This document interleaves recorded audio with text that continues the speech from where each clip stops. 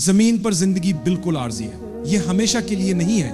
اصل میں ہم یہاں صرف امتحان کے لیے آئے ہیں، یہ دنیا امتحان گاہ ہے۔ اس بات کا ثبوت یہ ہے کہ ہم میں سے کسی کے پاس وہ سب کچھ نہیں ہے جو ہم چاہتے ہیں، بلکہ ہمیں صرف وہی ملتا ہے جو اللہ نے ہمارے لیے پسند فرمایا ہے۔ اللہ ہمیں مختلف طریقوں سے آزماتا ہے، کبھی صحت کے معاملات میں، کبھی مالی مشکلات میں، اور کبھی خاندانی مسائل میں۔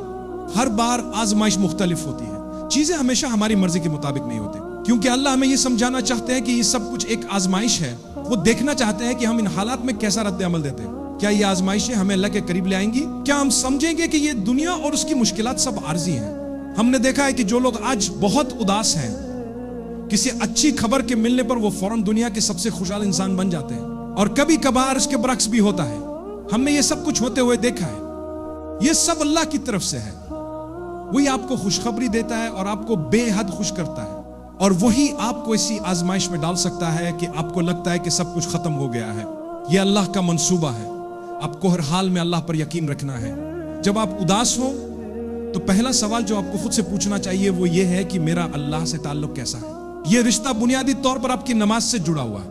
کیا آپ شوق اور محبت سے نماز پڑھتے ہیں؟ یہاں میں صرف باقاعدگی کی بات نہیں کر رہا کیونکہ نماز پڑھنا فرض ہے، بلکہ میں یہ پوچھ رہا ہوں کہ کیا آپ نماز کا انتظار کرتے ہیں؟ کیا آپ کو احساس ہے کہ جب آپ نماز پڑھ رہے ہیں تو آپ کس سے مخاطب ہیں؟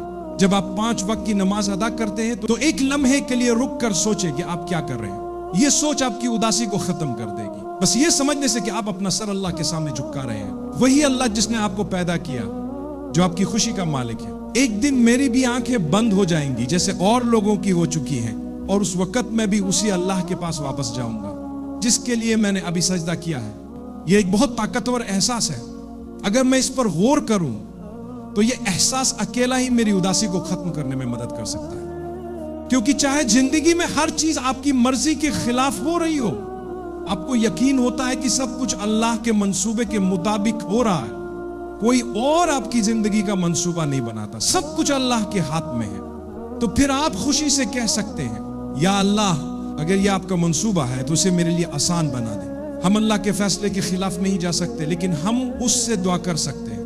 حتیٰ کہ رسول اللہ کو بھی فرمایا گیا کہ آپ غم نہ کریں۔ میں آپ کو ایک آیت کا حصہ سناتا ہوں۔ اللہ قرآن میں فرماتا ہے، رسول جو لوگ کفر کرتے ہیں ان کی باتوں سے اپنے آپ کو غمگین نہ کریں۔ اللہ رسول اللہ سے کہہ رہے ہیں کہ ان کی باتیں آپ کو افسردہ نہ کریں۔ لوگ آپ کے خلاف باتیں کریں گے، کیا آپ واقعی یہ سوچتے ہیں کہ اس دنیا میں ہر کوئی آپ کے حق میں ہوگا اور آپ کے بارے میں اچھی باتیں کرے گا؟ اگر وہ رسول اللہ کے بارے میں بدترین باتیں کہہ سکتے ہیں تو پھر ہم اور آپ کس حیثیت میں ہیں؟ اللہ کہتا ہے کہ ان باتوں کی وجہ سے پریشان نہ ہوں، دل چھوٹا نہ کریں۔ اللہ نے رسول اللہ کے دل کی کیفیت کا ذکر کیا۔ جب کفار نے نہ صرف اسلام کو قبول کرنے سے انکار کیا بلکہ جھوٹ افواہیں بھی پھیلائیں، اللہ فرماتا ہے ہم جانتے ہیں کہ ان کی باتیں آپ کو دکھی کرتی ہیں، لیکن ہم آپ کو تسلی دینا چاہتے ہیں کہ وہ آپ کو جھوٹا نہیں سمجھتے۔ وہ جانتے ہیں کہ آپ سچے ہیں اور اللہ کے نبی ہیں، لیکن ان کے دل میں تکبر ہے۔ اس تکبر کی وجہ سے وہ انکار کرتے ہیں، لہٰذا ان کے تکبر کی وجہ سے آپ افسردہ نہ ہوں۔ اگر آپ کا اللہ کے ساتھ تعلق مضبوط ہے، ہر روز اسے مضبوط بنا رہے ہیں، تو کوئی بھی چیز آپ کو اداس نہیں کر سکتی۔ آپ خوش ہیں، لوگ آپ کو دیکھتے ہیں اور سوچتے ہیں کہ آپ کے پاس کوئی مسئلہ نہیں ہے، حالانکہ آپ کے مسئلے شاید ان سب کے مسئلوں سے بھی بڑے ہوں۔ یاد رکھیں کہ اس دنیا میں کوئی بھی ایسا نہیں ہے جس کے پاس کوئی مسئلہ نہ ہو، فرق بس یہ ہے کہ وہ اسے کس طرح سنبھال رہے ہیں اور مقابلہ کر رہے ہیں۔ آپ سمجھتے ہیں کہ آپ کے مسئلے بڑے ہیں، واللہ ایسے لوگ ہیں جو آپ کے قریب ہی بیٹھے ہیں اسی مسجد میں، اور ان کے پاس شاید آپ کے مسائل سے 100 گنا زیادہ بڑے مسائل ہیں، لیکن آپ کو اس کا احساس نہیں ہوتا۔ ان کا اللہ کے ساتھ تعلق ہے، وہ جانتے ہیں کہ یہ دنیا عارضی ہے۔ آپ کو اس بات کی قدر کرنی چاہیے کہ اللہ نے آپ کو کیا دیا ہے جو دوسروں کو نہیں دیا۔ رسول اللہ کی حدیث ہے، ان لوگوں کو دیکھو جو تم سے کم ہیں، جو تم سے نیچے ہیں۔ یہ زندگی عارضی ہے، دن ہمیشہ ایک جیسے نہیں رہتے، رات کے بعد دن آتا ہے اور دن کے بعد رات۔ یاد رکھیں کہ یہ اللہ کا منصوبہ ہے۔ ہم میں سے بہت سے لوگ کسی عارضی چیز کے نقصان کی وجہ سے اداس ہوتے ہیں۔ آپ نے دولت کھو دی، ہر کسی نے کبھی نہ کبھی دولت کھوئی ہے۔ یہاں موجود کوئی بھی شخص ایسا نہیں ہے جس نے کسی نقصان کا سامنا نہ کیا ہو۔ ہر کسی نے نقصان برداشت کیا ہے اور ہر کسی نے اس کا مختلف طریقے سے سامنا کیا ہے۔ اللہ آپ کو آپ کے ایمان کے مطابق آزماتا ہے۔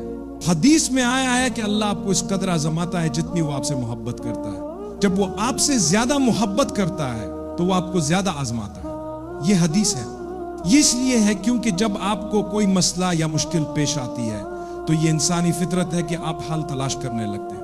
ایک مومن اللہ کے قریب ہو کر حل تلاش کرے گا، لہٰذا جب اللہ چاہتا ہے کہ آپ اس کے بہت قریب ہو جائیں تو وہ آپ کو ایک بڑا مسئلہ دیتا ہے، کیونکہ اسے معلوم ہوتا ہے کہ اگر آپ کی زندگی میں یہ بڑا مسئلہ نہ ہوتا تو آپ اللہ کو پکارتے بھی نہیں۔